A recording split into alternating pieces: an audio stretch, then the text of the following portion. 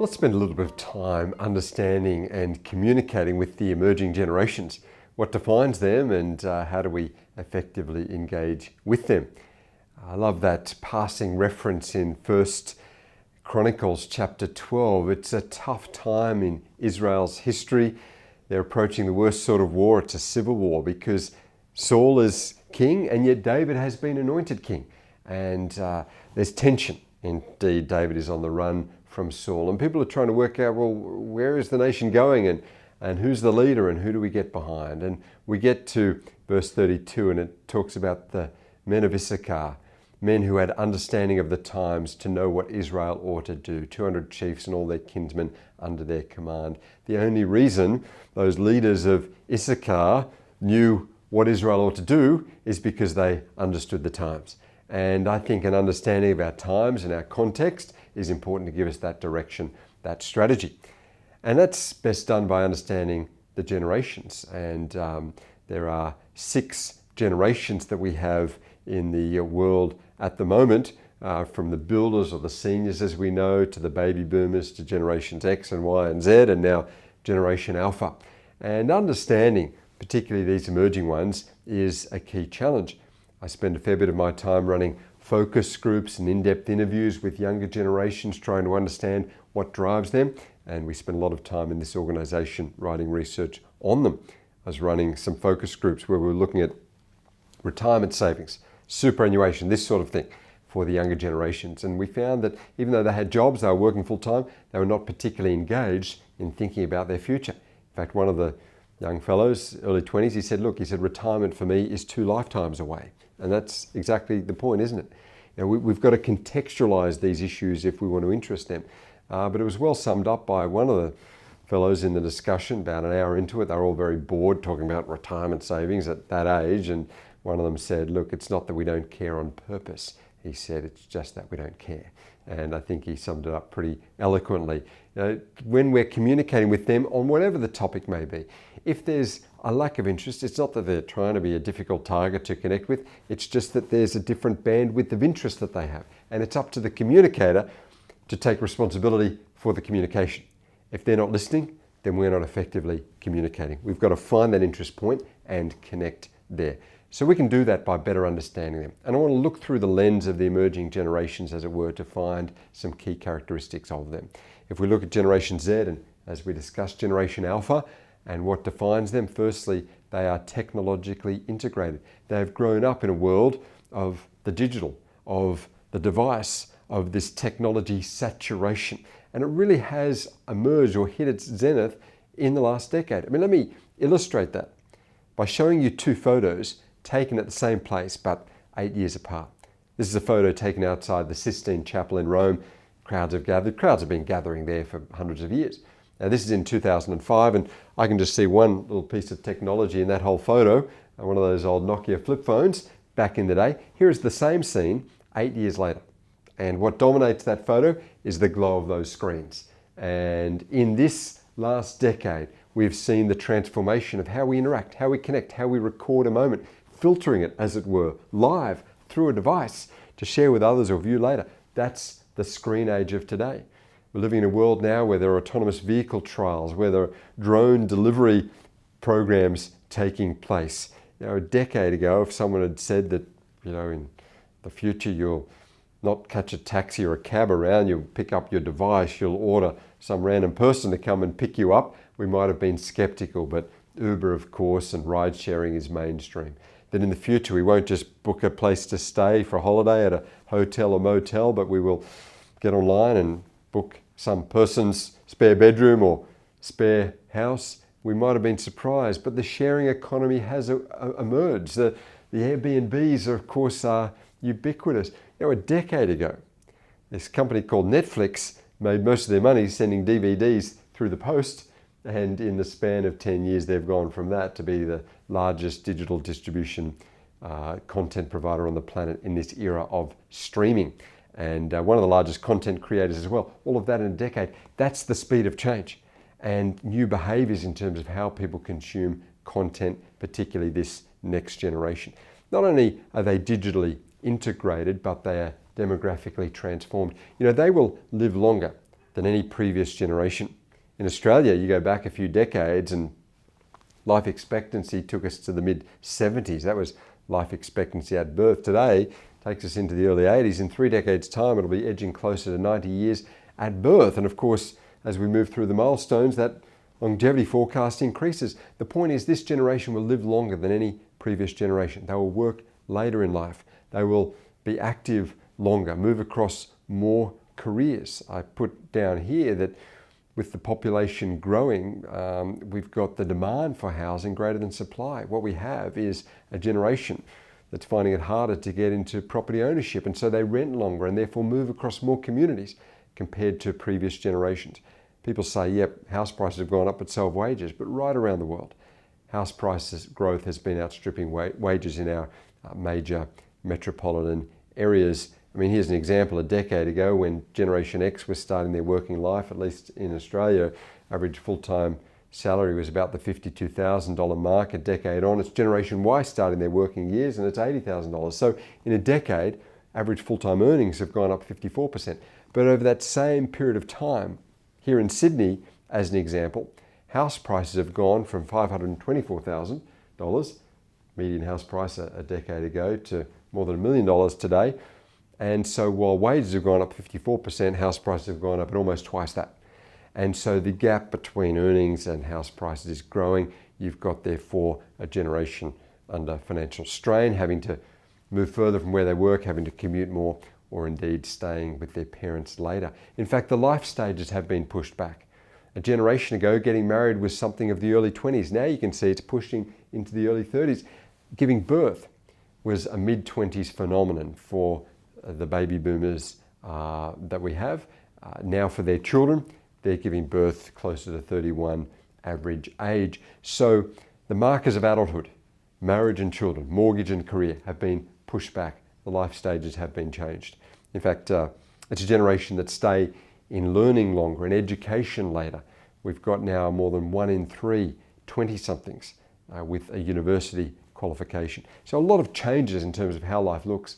Partly the result of this is that they are staying at home longer, and in Australia at least, we've given them the label the Kippers generation, and that for the 20-somethings who stay with their parents longer stands for kids in parents' pockets eroding retirement savings.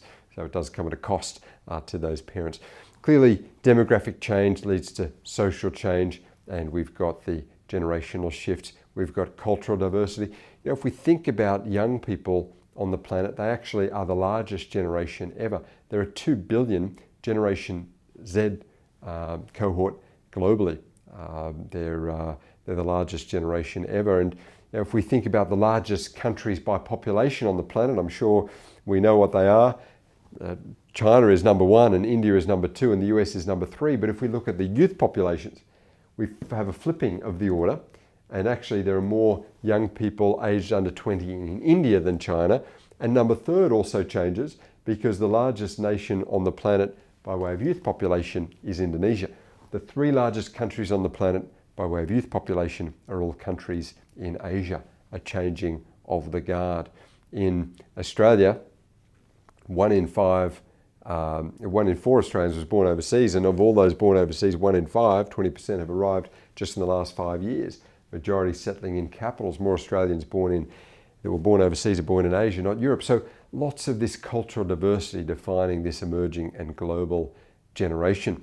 I've said that they are socially redefined. You know, if I was to use 5 words to sum up this global generation in terms of what defines them, as we've said, they're digital in terms of the tools that they use, and global in terms of their connection and mindset and attitude, the news feed, the shops they shop at online, the friends they have on social network. It's not local, it's global. And social in terms of the influence channels. It's not just what the experts say or the authorities, it's what the peer group recommends.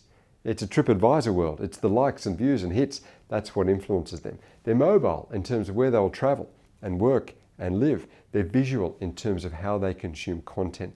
You might have seen over the last few years even the decline of Facebook with young people and engagement, the rise of Instagram and these visual channels, YouTube growing from strength to strength. In fact, the number 1 search engine, at least in Australia for teenage young people, is no longer Google. They spend longer searching within the YouTube platform because they don't want to read an article on something, they want to watch a video on something, a very visual-based generation. In fact, safety experts have had to respond to these new realities of this social, connected digital generation by coming up with new safety signs for Generation Z, like I saw recently. In case of fire, exit building before tweeting about it. No Instagramming either, keep it safe. So clearly a changing generation. Educationally, they are transitioning as well. They're staying in education longer, as we saw, but their educational experience is quite different to what us Gen Xers or the baby boomers experienced. We were shaped in a classroom that was more verbal. You'd sit and listen and take notes. It's far more visual these days. It's more activist and participatory in style. It's a try and see environment. The teacher, who used to teach all the content, has become the facilitator of learning to create the learning environment. It's not focused on job security and job for life and equipping with job-ready skills. It's equipping them with flexibility and the ability to be lifelong learners and to adjust and adapt across multiple careers, from leadership about command and control to a more collaborative environment, from a curriculum-centered environment to a more learner-centric approach to education. Used to be that we're all educated, memorized formulas, ready for that closed book exam, but now it's a generation living in an open book world, a few clicks away from any piece of information on the planet. And all of that has transformed, therefore, how we can connect with them. Having had 13 or so years of this sort of experience, how are we going to effectively engage with them? We ran exit interviews, if you like, of students from schools, and we asked them, well, what didn't work during your schooling experience, and what did work, and what can we learn? And when it was verbal only, when it was academic, the lecture style, the non-visual, formal presentations, text, monologue, that didn't work for them. Well, what was engaging? Give us some practical tips, young people. What do we need to do more of? Well, they said things like, when it was varied in its delivery, practical, hands-on, when there was activity, facilitated discussions, the interaction, case studies, real world, demonstratable, observable, that spoke their language. Now, there were some things that overlapped. They could be engaging or not engaging. It all depended on how the teacher facilitated it. And there were things like self-directed learning or group work or online learning, classroom technology. It all depended on the skill of the communicator to effectively facilitate that. So we have to work harder with our methodologies to engage, to mix up the delivery, and to connect with an era of shorter attention spans. Even look at the trajectory for work. Young people stay shorter time, shorter tenure than we saw in the past. Currently in Australia, it's about 3 years per job, and they'll work later in life. They'll have 17 separate jobs in their lifetime. We estimate about 5 separate careers that they'll retrain and upskill and adapt for over that working life. They're working in jobs now that didn't exist when they began their schooling, and they'll work in the future in jobs that don't currently exist. Just as an example of that, and the need for us to be adaptive in this world, here are jobs that might be future sounding but are all recruiting now, jobs that didn't exist a decade ago. There was no Bitcoin and blockchain a decade ago. Nanotechnologies emerged, drone pilots or UAV operators or data visualization managers or user experience managers, developing apps and cyber security and robotics, and so the roles grow and continue. Can we adjust and adapt to respond to this generation that are used to adapting and responding themselves? I guess what we've said in this brief analysis of the emerging generations is that our society is changing, the population is changing, the generations are changing, and so our communication and engagement approach needs changing as well. So I want to leave you with 3 words by way of some practicals, some takeaways that you can apply, and I'll unpack each of them. And the first, in response to this new reality, is that we've got to be innovative in communication approach, in our leadership, and in our discipling or mentoring of young people. IBM put out a big data study recently, and they said that there is 2.5 quintillion bytes of data created in our world every day. They went on to say that 90% of the data in the world today has been created in the last 2 years alone. So every 2 years, we're almost doubling the amount of content on the planet.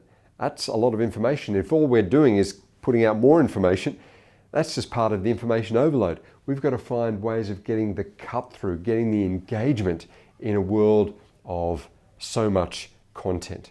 I'm sure we've all had the experience looking online for something. You know you're desperate for an answer when you have to look at the second page of Google. We just expect it to be right there. My role is as a social researcher, and I think we're all social researchers. We all have to be cultural interpreters. We all have to understand our times and speak effectively into our times and culture. But I would go beyond that. I would say we're not just social researchers, we're visual researchers, because it's what we see that actually informs us. That's how people make decisions these days. It's the length of a coffee queue, it's the busyness of a cafe. That gives us a cue as to how good that place will be. We follow pathways based on wear marks in the grass. We can see which is the most popular book or magazine by the earmarks on it. We take visual cues, the show of a hand. These sorts of things give us the information. Even in my field of research, we look at insights. We try to foresee where things are going based on trajectories. And the root word in each of these areas, as you can see, has a visual nature to it. We spend a lot of time working with demographic data, but we try to use visuals to communicate it. Because while all of the demographics begins in this form, that doesn't speak the language of many people. A big spreadsheet like this is not really going to engage. There aren't many people that love this sort of thing. There are a few people. I did see Steve Carell here, loves Excel, but generally the point is that we've got to find the story within that complexity and articulate that story, sometimes visualize that story with different means of communication and take people on the journey.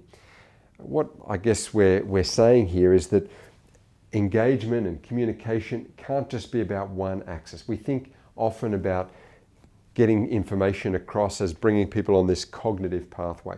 But if that's all we do, connect here, we'll end up with agreeers who say, yeah, I understand it here, but I don't really accept it here. And we've got to connect not just with the head, but with the heart. The 21st century has really highlighted this emotive, relational, visual aspect of communication. But if all we do is connect on this vertical line without the truth or the content, we'll end up with seekers who say, love the experience, love what you were saying, love the whole approach.